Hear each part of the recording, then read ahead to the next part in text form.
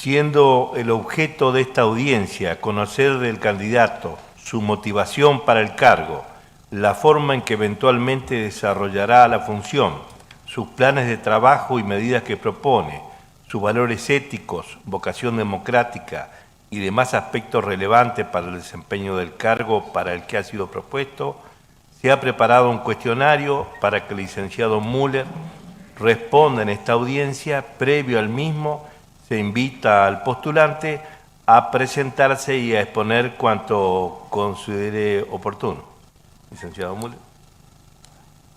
Bueno, muy buenos días, señores senadores, señora senadora, autoridades de la Cámara.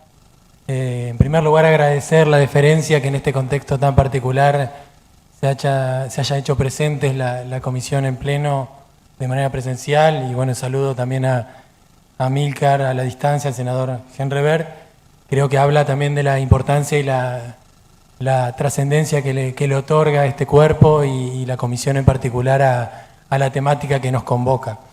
Bueno, luego, para no redundar en datos que por ahí ya señaló el secretario de la Cámara, me presento brevemente. Soy Martín Müller, nacido en Gualeguay. Viví toda mi vida allí, salvo periodos de tiempo en Buenos Aires y en Rosario, pero bueno, mi familia es entrerriana netamente, y eso para mí es motivo de orgullo al hecho de poder haber sido propuesto para este lugar.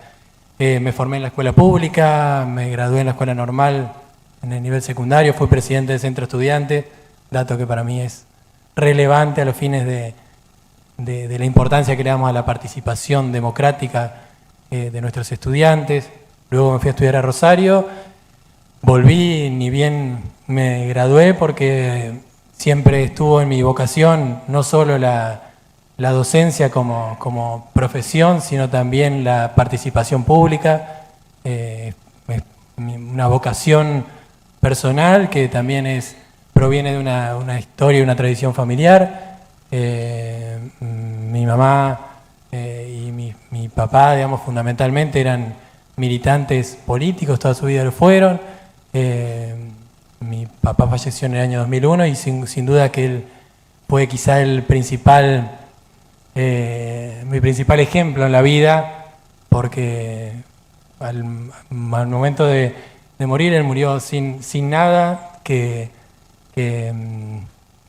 sin ningún bien material, pero con grandes legados morales y éticos para mí, sobre todo, que tienen que ver con eso, con el dejar todo lo que uno pueda por el otro, por quienes más lo necesitan, y ese quizás es el mayor legado, el recordar, y cada vez que uno recorre sobre todo los sectores más humildes de Gualeguay, el recuerdo de él como una persona, un buen tipo que siempre estaba a disposición para ayudar. Es por eso que siempre en mi historial profesional y político está esa disyuntiva. Incluso siempre rápidamente, digamos, luego de haber empezado la docencia, comencé a trabajar en la Dirección Departamental de Escuelas, colaborando con la entonces directora departamental. Al mismo tiempo también uno tuvo mucha inquietud por la lectura y por la formación. Eso me llevó a completar el doctorado en Ciencias Sociales, que es el área que más me interesa, y quizá las vueltas de la vida, que justamente nos llevan muchas veces a tomar decisiones, nos metimos más de lleno, o fue una decisión de meternos más de lleno en la vocación pública, que bueno, me llevó en el 2015 a ser director departamental de escuelas, y en el 2019 ser candidato a intendente por mi ciudad, Gualeguay. Ese es mi breve recorrido entre profesional y público. Tengo una compañera de vida desde ya 20 años, se llama Victoria, y tengo 2 hijos, Elisa y Gaspar, que son maravillosos, y estoy muy orgulloso de ellos. Y bueno, es también, como todos ustedes, quienes pueden tener familia, siempre son una motivación para estar dando algo de nosotros a los demás, saber que queremos dejar un futuro mejor para las generaciones que vienen. Perfecto. Eso brevemente. Perfecto. Vamos a comenzar a hacerle algunas preguntas Comienzo. ¿Cuál es su situación patrimonial y fiscal actual? Bueno, tengo mis impuestos al día y tasas municipales y mi situación patrimonial. Yo tengo un vehículo y un terreno a nombre mío.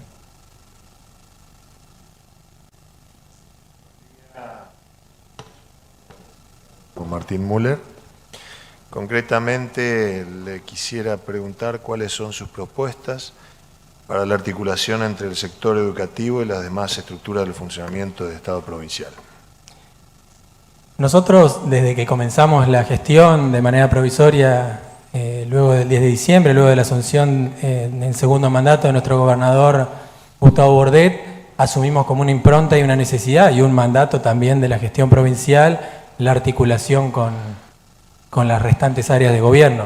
Lógicamente que la situación que comenzó a vivir la provincia, el país, el mundo a partir del 16 de marzo alteró un poco esa impronta que uno venía teniendo, pero afortunadamente en esos primeros meses previos al inicio de las clases pudimos tejer las redes necesarias con el resto de las áreas de gobierno, porque creemos fundamentalmente que las problemáticas de la escuela, de la educación, que no desconocemos, que reconocemos y sobre las cuales queremos poner el énfasis permanente, no se van a resolver de manera aislada, digamos, no van a venir solamente del propio sistema educativo, sino que necesitamos sobre todo para atender el principal foco, digamos, que creo que es lo que genera las problemáticas derivadas de la escuela, al margen de las propias, digamos, de las cuestiones que tengamos que revisar al interior de nuestro sistema, es la desigualdad social. Claramente sobre la desigualdad social hay que atenderlo de manera coordinada con el resto de los estamentos del Estado, pero también, lógicamente, con la colaboración y el compromiso de la sociedad civil. Eso, sin duda, no quiero enumerar con cada una de las áreas, no quiero robar tanto tiempo, pero con todas las áreas del Estado, creo que no nos faltó juntarnos o reunirnos. Creo que la única área descentralizada con la cual tenemos pendiente un trabajo conjunto es con ENERSA, con la empresa de energía, que tenemos previsto trabajar sobre todo en términos de políticas que tengan que ver con la educación ambiental, que nos parece fundamental abordar, es con ellos, pero con el resto hemos tenido reuniones presenciales con todas las instancias del Estado, creo que cumpliendo justamente con la lógica de trabajo que propone nuestro gobernador. Gracias, licenciado. No, por favor. Con ese orgullo entrerriano que lo caracteriza, como dijo al principio de su presentación, que la verdad que me sumo a su palabra, quería preguntarle si conoce el estado de la infraestructura escolar y cuáles son las demandas más urgentes en ese sentido. Bien, nosotros creemos que la infraestructura escolar tiene que ser abordada desde un paradigma que justamente comprometa, bien pensando lo que nos consultaba el senador Gay previamente, de manera transversal y en red. Creemos que la planificación es fundamental. Nosotros tenemos las principales problemáticas, lógicamente podríamos dividirla en dos partes. Una sería atender el propio uso de los edificios escolares que tenemos en la provincia. Para eso ha habido una buena política ya desde el comienzo de la gestión del gobernador Bordet, que son los planes de vacaciones. Creo que ha sido una lógica de trabajo que ha servido y que ha sido eficiente, sobre todo porque nos ha impulsado a tener un trabajo articulado entre educación e infraestructura. Eso aborda sobre todo el mantenimiento escolar, que nos parece central. También tenemos que trabajar en ese sentido con el personal de las escuelas a fin de prevenir esa necesidad permanente de mantenimiento de nuestros edificios. Y en segundo lugar, yendo a esto que señalaba al principio del trabajo en red, creo que nosotros tenemos una necesidad imperiosa de planificar el desarrollo urbano, trabajar con los municipios en función de que prever siempre el crecimiento y la demanda del servicio educativo en función del crecimiento y de los movimientos demográficos que tiene nuestra provincia. Ese es quizás hoy la emergencia o el punto más crítico que afrontamos tiene que ver con eso, con situaciones en las cuales hay crecimientos de barrios nuevos en diferentes ciudades de la provincia donde no estaba previsto o planificado la atención en términos educativos. Luego tengo números. Nosotros tenemos un objetivo para el 2025 que, para ser sintético, necesitaríamos construir nuevos edificios, 102 edificios escolares de los diferentes niveles. Nosotros en el nivel inicial se están construyendo y finalizando por una impronta provincial también, porque se hizo cargo la provincia de la finalización de 17 unidades educativas de nivel inicial, que es un punto crítico porque tenemos la necesidad de atender la obligatoriedad de las salas de 4 y 5 años. Necesitamos 20 salas y estamos construyendo 17. O sea que para el 2025 estaríamos cerca del objetivo de atención en cuanto a salas en ese nivel. Siempre es crítico el nivel secundario y sobre todo pensar a futuro en la posibilidad de que siempre que podamos construir edificios propios para las escuelas secundarias. Ese es un objetivo.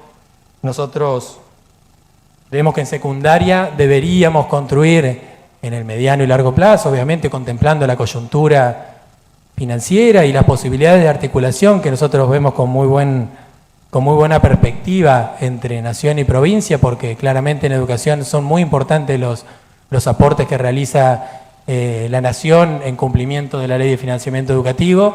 Necesitamos 64 escuelas secundarias para atender justamente y dar la posibilidad de que esa inversión en infraestructura se vea reflejada en una mejora de la calidad educativa, porque claramente van de la mano ambos aspectos. Pero bueno, claramente eso tiene que ver con una enorme necesidad de planificación, de pensar también de qué manera contemplamos de manera transversal y en red la nueva ruralidad. Nosotros tenemos, la Argentina es el 7º país más urbanizado del mundo, eso debemos revisarlo y replantearlo. Tenemos un montón de edificios escolares, tenemos 833 edificios escolares en la zona rural que cada vez tienen menos estudiantes. Eso es una problemática que debemos afrontar, no solo de la escuela. Obviamente que debemos poner todo de la escuela para que nuestros niños y niñas y adolescentes en la ruralidad tengan las mismas posibilidades que en la zona urbana, pero también tenemos que pensar un modelo productivo que dé posibilidades y oportunidades para que esos niños, niñas y adolescentes se queden en la ruralidad y sus hijos luego vayan a esas mismas escuelas, que sin duda, donde hay maestros y maestras con compromiso, no hay ningún impedimento para que la calidad educativa sea de la misma forma que la que es en la zona urbana. No me quiero extender, hay más datos, pero quizás los vocales pueden ampliar luego.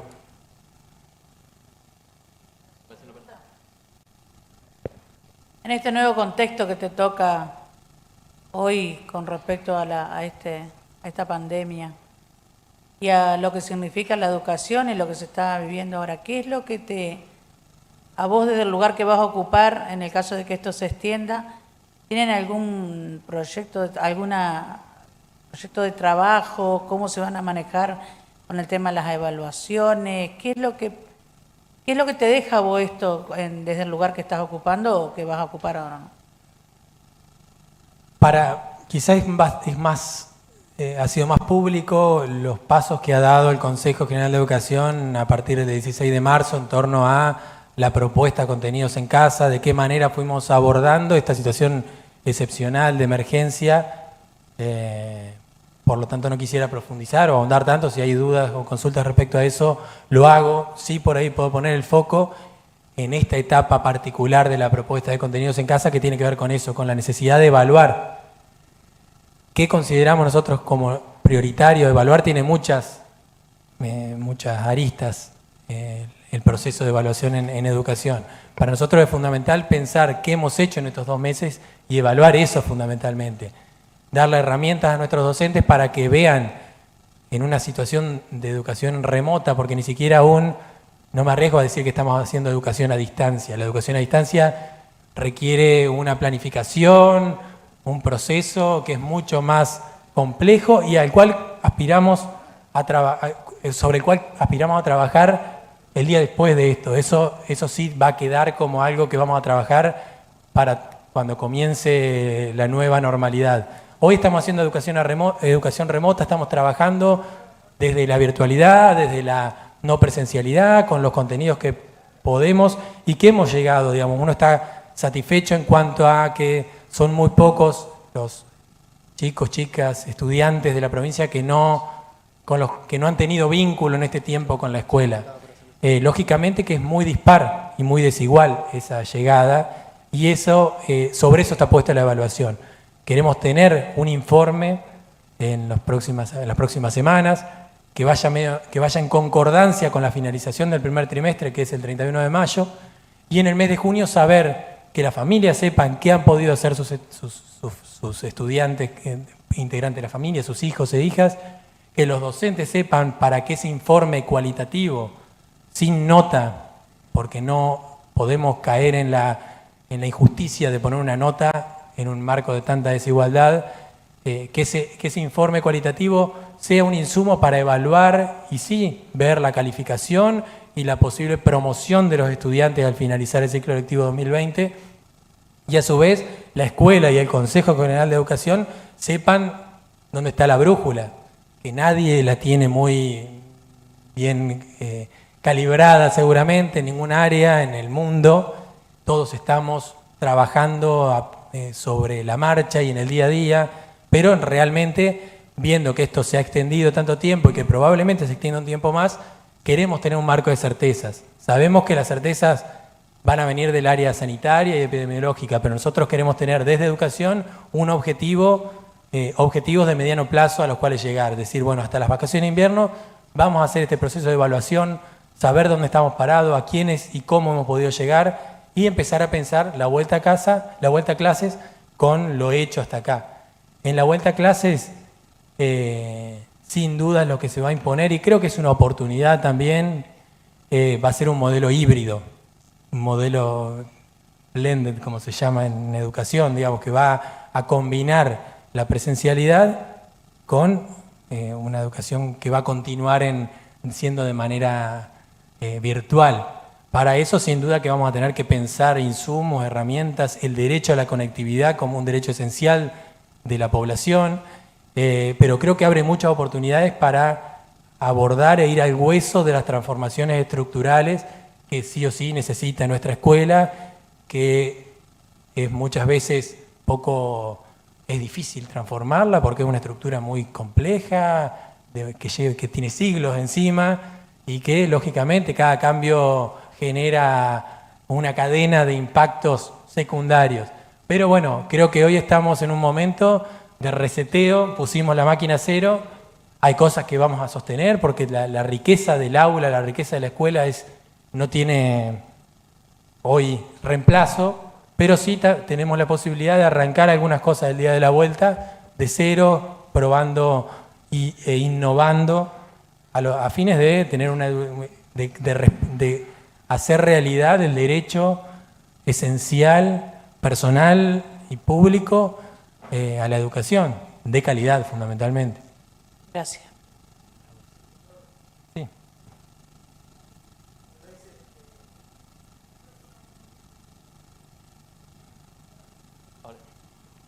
Licenciado, tal vez la pregunta que le voy a hacer se la han hecho en algún acuerdo anterior porque es un problema de vieja data. La evolución del problema de la suplencia y cuál es su mirada al respecto, cómo piensa, qué cuestiones piensa instrumentar en el tema. Nosotros en ese sentido somos continuidad de gestión y en muchos aspectos valoramos lo hecho hasta acá en el camino recorrido. Creemos que se ha avanzado. En primer lugar, decir que el tema de las suplencias tiene un trasfondo estructural sobre el cual nosotros estamos abiertos y comenzamos un espacio de diálogo al momento de asumir, sobre todo con los representantes de los trabajadores de la educación, que tiene que ver con el motivo o con lo que genera ciertos niveles de licencias que generan cobertura de suplencia para garantizar el derecho a la educación, que tiene que ver con las condiciones con la salud, con la preocupación que tenemos como Estado por la salud laboral de nuestros docentes y el personal de servicios generales que está en nuestras escuelas, las situaciones que generan impactos emocionales, psíquicos y físicos que muchas veces llevan a un docente a tener que pedir licencia. Eso sin duda, de ese lugar tiene que ser abordado la problemática. La Comisión de Salud Laboral va a ir trabajando sobre ese punto en común, que ya es el lugar de acuerdo que tenemos como Estado, pero también con el resto de los actores que tienen que estar sentados en esa mesa, el Ministerio de Gobierno, la Comisión de Salud Laboral, que depende del Ministerio de Gobierno, y en base a eso, me parece, en base a ese consenso compartido, hay que trabajar en los dos aspectos. Por un lado, justamente eso, ver qué hacemos como Estado para prevenir esas situaciones que generan muchas veces situaciones de estrés, de agotamiento, de comprender desde nuestro lugar lo que significa para un docente, porque hay que estar en el aula, digamos, para hablar del tema, y uno ahí lo hablo como docente, las nuevas adolescencias, las nuevas infancias, les pasará a ustedes si tienen hijos, niños, chicos o adolescentes. Las familias han cambiado y eso impacta también seguramente en el aula. Las autoridades, la autoridad pedagógica de un docente está siempre en cuestión.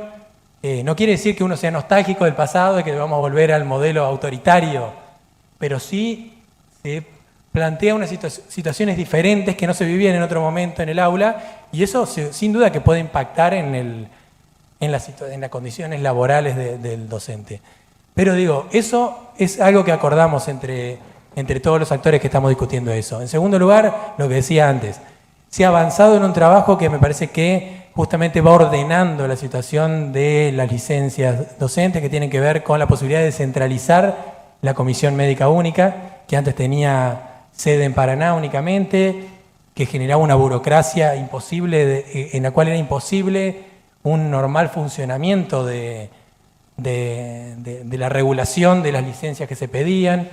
El año pasado comenzó el sistema de médicos auditores en las direcciones departamentales, mínima con al menos un médico. En los departamentos más grandes hay más, pero eso sin duda que permite un contacto más directo del personal de las escuelas con las direcciones departamentales, con los médicos, transparenta. Uno sin duda que valora muchísimo y por eso le ha dado continuidad este año a ese sistema y vamos a seguir sosteniéndolo. Creo que ese es un buen camino y los números lo indican. La cantidad de licencias que estamos teniendo, que tuvimos al mes de marzo de este año, que es un mes que siempre tiene un impacto fuerte en términos de cantidad de licencias que se requieren cubrir, no es un número que exceda lo normal o lo estipulado por el presupuesto provincial. Sin duda que eso no es la única mirada, sino que tiene que estar puesta la mirada sobre todo, y ahí estamos todos de acuerdo también, o debemos de estar todos de acuerdo, en que lo que hay que garantizar es la trayectoria educativa de nuestros estudiantes, que nuestros estudiantes no sufran el cambio permanente de docentes por el pedido de licencias. Eso desde ya que es algo que es lo principal que debemos estar mirando, pero bueno, creo que se viene trabajando bien desde la gestión anterior, de la gestión del Consejo y la continuidad de gestión del gobierno provincial, y nosotros vamos a seguir en esa línea, y creo que si bien es un problema una problemática de larga data, se vienen dando pasos importantes al respecto. Sí. Buen día, licenciado Müller. Bueno, primero felicitaciones y desearle el mayor de los éxitos en su gestión. Muchas gracias. Y marcar dos puntos que usted mencionara que considero prioritarios y que me gustaría que se ponga énfasis en su gestión. Uno hace referencia a estos establecimientos por ahí del interior, de las comunas, de las juntas, que vienen en retroceso, pero también hay casos como, cito el de Rincón de Nogoyá, donde un grupo importante de personas estaría interesada en tener un secundario para adultos, por ejemplo, que sería muy bueno como para reforzar esa política. Y segundo, sí, hacer mucho hincapié en el derecho a la conectividad y a la igualdad de la conectividad para todos los chicos que están en edad educativa, que considero fundamental para garantizarles su derecho a la educación. Sí, lo anoto de paso también al caso particular, pero sabemos que se ha avanzado también en términos de llegar con la obligatoriedad de la secundaria a la zona rural. Siempre es una problemática porque no es solamente abrir una escuela secundaria en el campo, porque una escuela secundaria no tiene una complejidad que no tiene una escuela primaria, tiene muchos docentes que tienen que trasladarse, que no pueden vivir en la escuela por más que querramos. Entonces siempre hay que ir pensando, y justamente me parece que en ese sentido va de la mano de esto que planteas del derecho a la conectividad. Zonas rurales con acceso a la conectividad van a permitirnos un sistema híbrido que combine presencialidad con virtualidad para garantizar las posibilidades de todos, sobre todo en la escuela secundaria, donde es más complejo, pero que el hecho de tener conectividad nos va a facilitar eso, el hecho de tener servicios educativos de nivel secundario. Creo que eso, en términos de Consejo Federal y de las propuestas que ha lanzado el Ministerio de Educación de la Nación, es el objetivo fundamental de este 2020, porque en términos de infraestructura están dadas las condiciones para garantizar la conectividad. Es ponerse ese objetivo como primordial y bueno, avanzar en términos de también a mediano plazo, no solo garantizar la conectividad, sino ir pensando un modelo que recupere la lógica 1 a 1 que tenía el modelo Conectar Igualdad, quizá fundamentalmente priorizando, al menos en un inicio, las poblaciones más vulnerables. Son objetivos que me parece que hoy van a ganar consenso y bueno, debemos estar todos detrás de ese objetivo prioritario. Muchas gracias. A vos. El senador Amílcar Genrever seguramente por videoconferencia querrá hacer alguna pregunta. Bueno, buenos días, un saludo para todos desde aquí a la distancia. Hay que acostumbrarse un poco a esta herramienta, a este mecanismo de trabajo, más allá de que nos resulta un poco extraño, pero lo importante es poder estar presente y acompañar a toda la comisión y poder evaluar a los diferentes postulantes para los cargos de importancia dentro del Consejo de Educación. Martín, buen día. Voy a realizarte una pregunta que por ahí quizás sale un poco de lo que se viene charlando, pero que me surgió a partir de escucharte y de encontrar puntos de empatía y de lugares comunes muy rápidamente con todo lo que manifestás. Yo vengo tampoco quiero extenderme mucho, pero yo vengo de familia de todos docentes. Mi mamá docente jubilada, mi hermana, una de mis hermanas también, mi hermano actualmente cumpliendo funciones dentro de la docencia, mi suegra también docente jubilada, así que la docencia me ha perseguido desde muy chico y he tenido siempre mucho contacto con todo el ámbito de la docencia. Y por ahí te veo en ese lugar y no puedo evitar preguntarte cómo crees que puedes llegar a jugarte en tu rol de presidente del Consejo de Educación tu edad, la juventud que tenés y esa mirada que tenés con la que, como mencioné hace un rato, uno empatiza muy rápidamente, que quizá tiene que ver justamente con el quiebre generacional que por ahí se está dando en muchos aspectos dentro de lo que es la administración y el gobierno o el ejercicio de las funciones del Estado. Esa sería la idea. ¿Cómo crees que puedes llegar a jugarte esa juventud, teniendo en cuenta que las amigas docentes son un terreno interesante para este tipo de debates? Gracias, Amílcar. Bien, obviamente que como todo en la vida hay aspectos a favor y en contra en ese sentido, pero me parece importante resaltar que de hecho, digamos, por ley, nuestro espacio, el Consejo General de Educación, es un ámbito colegiado, lo pensamos de esa manera y lo vamos a reforzar de esa manera trabajando en equipo. el lugar que si tengo la aprobación de ustedes voy a ocupar, no estaría en ese lugar si no hubiera sido por un trabajo en equipo que justamente aborda esa problemática que tiene que ver con cómo atender la complejidad de nuestro sistema educativo desde una manera que ha tenido miradas diversas. Nosotros tenemos como un actor que coordina nuestro equipo y que lo empezó a coordinar el año pasado, porque fue un trabajo, formular nuestro plan educativo provincial fue un trabajo de meses, a la profesora Graciela Bar, que para nosotros es una referencia en términos pedagógicos y políticos. Creemos que hay pocos actores con la capacidad de ver de manera estadística, trascendiendo la coyuntura como la que tiene ella. Y sin duda ella es una persona de enorme experiencia, 3 veces presidenta del Consejo General de Educación, senadora nacional. Bueno, no voy a hacer referencia a su trayectoria.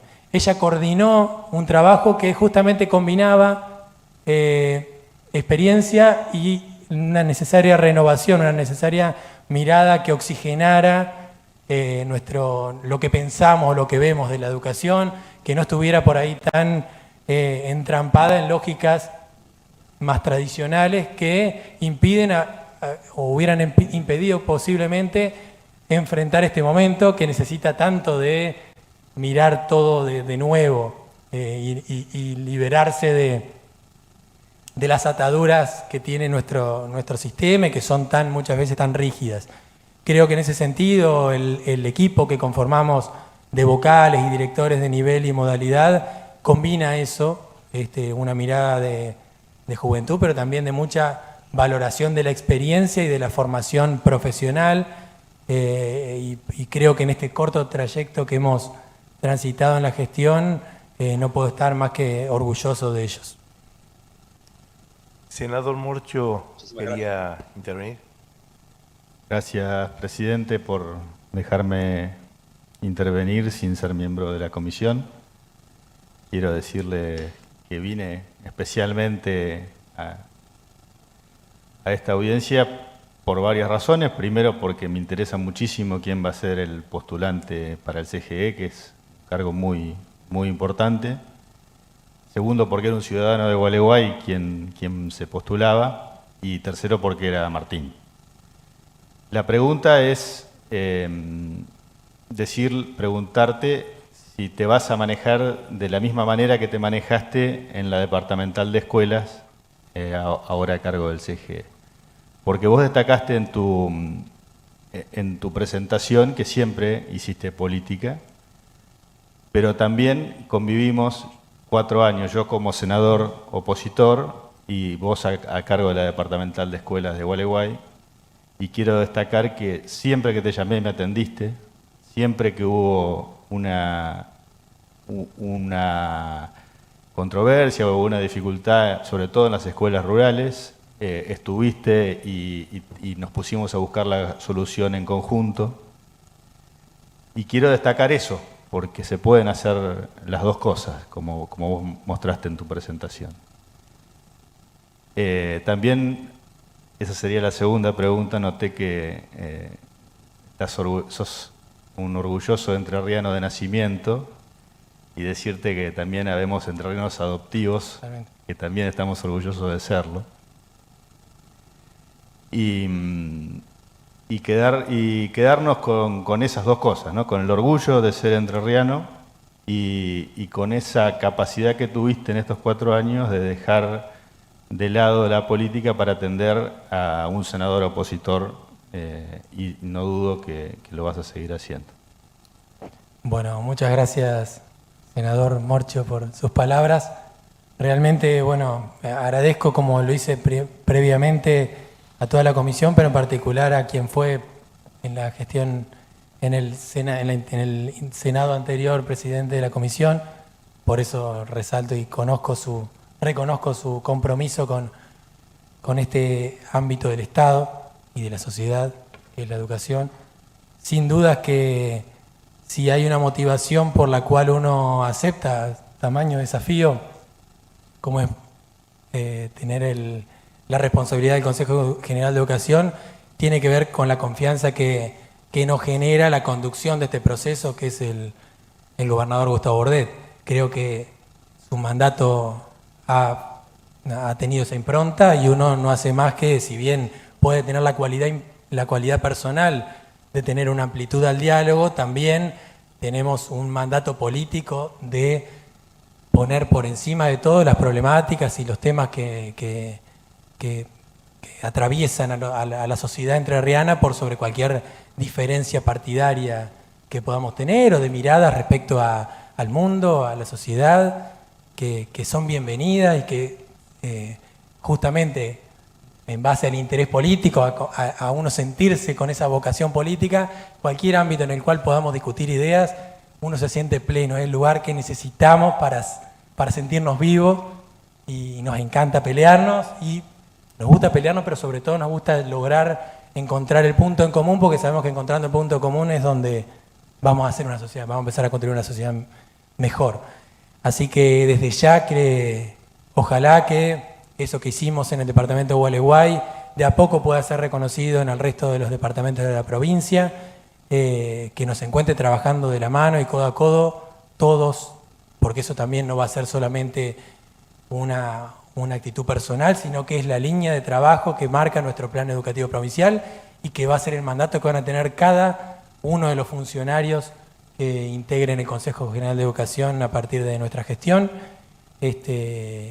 Y bueno, agradecer justamente y resaltar eso, y creemos que es un buen auspicio el seguir trabajando de esa manera, porque ese orgullo entrerriano que señalaba antes también tiene que ver con un orgullo respecto a la tradición educativa de nuestra provincia.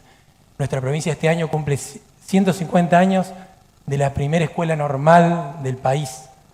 Y Sarmiento, que puede generar mucha polémica entre unos y otros, muchos debates políticos e históricos, y hay algo en lo cual no podemos no coincidir, es en su vocación progresista respecto a la educación y la vocación progresista que tuvieron los gobiernos provinciales en Entre Ríos por ser pioneros en la convicción de que la educación era el motor para el desarrollo y el progreso de una sociedad. Ahí no hay grietas, no hubo grietas históricas, no las debe haber ahora. Sabemos que hay muchas problemáticas que nos duelen, porque claramente en ese valor que le damos, pienso en Concepción del Uruguay, digamos, y en lo que significa para el Colegio Nacional, la Escuela Normal de Paraná, todo eso, digamos, un eslabón tras otro de conquistas educativas. Hoy tenemos muchos problemas que nos duelen, sobre todo particularmente a los entrerrianos, porque nos tocan el orgullo. Claramente esos son los desafíos que tenemos que asumir y que vamos a asumir desde el Consejo, y a los cuales los convoco como parte esencial de todo esto para que justamente los transformemos y recuperemos nuestra valiosa senda en ese sentido. Terminadas las preguntas de los señores senadores, si le ha hecho extensas y generosas respuestas, pero si le ha quedado algo por decir, le damos un segundito.